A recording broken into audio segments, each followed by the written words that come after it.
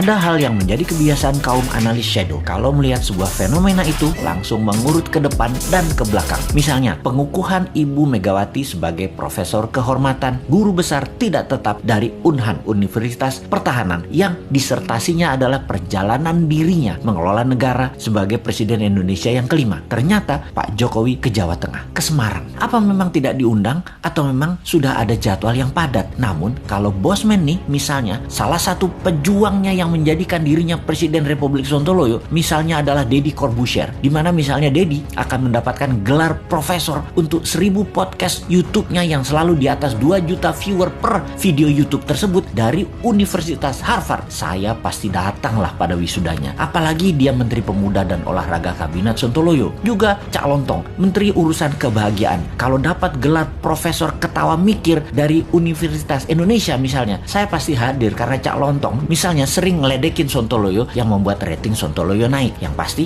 masyarakat bahagia jadinya. Ya pasti akan hadir lah si Bosman ini. Rocky Gerung misalnya dapat gelar Profesor Akal Sehat, juga Menteri Pendidikan dan Budaya Akal Sehat. Pasti Bosman hadir. Namun di acara Ibu Megawati dikukuhkan sebagai profesor, mudah-mudahan memang Pak Jokowi tidak diundang. Seperti Pak Ganjar gak diundang di acara PDIP Semarang gitu ya. Tapi sekali lagi, kok Pak Jokowi ke Semarang ya? Ke Ganjar ya? Kenapa ya? Gak ke Saudi sekalian urusin supaya Indonesia bisa berhaji misalnya.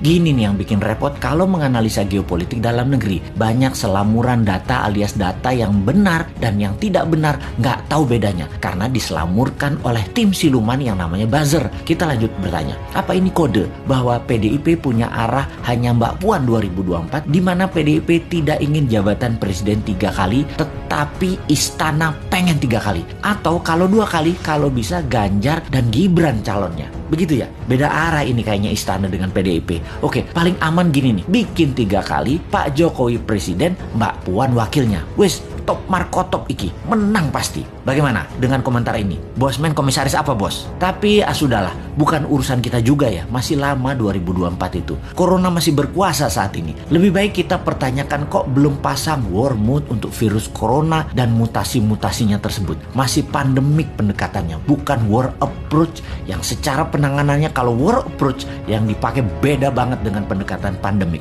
Mudah-mudahan paham dengan apa beda war approach dan pandemic approach.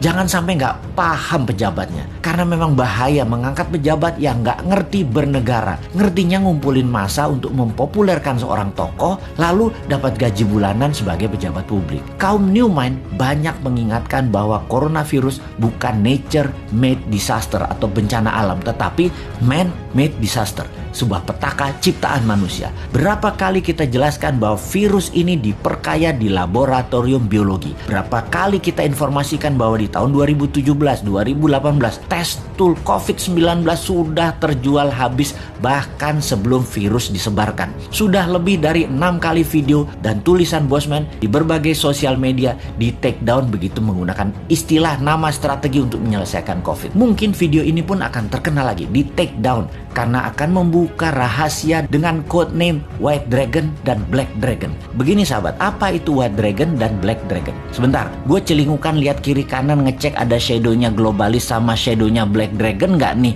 di WC jongkok gue yang lagi mengupdate status.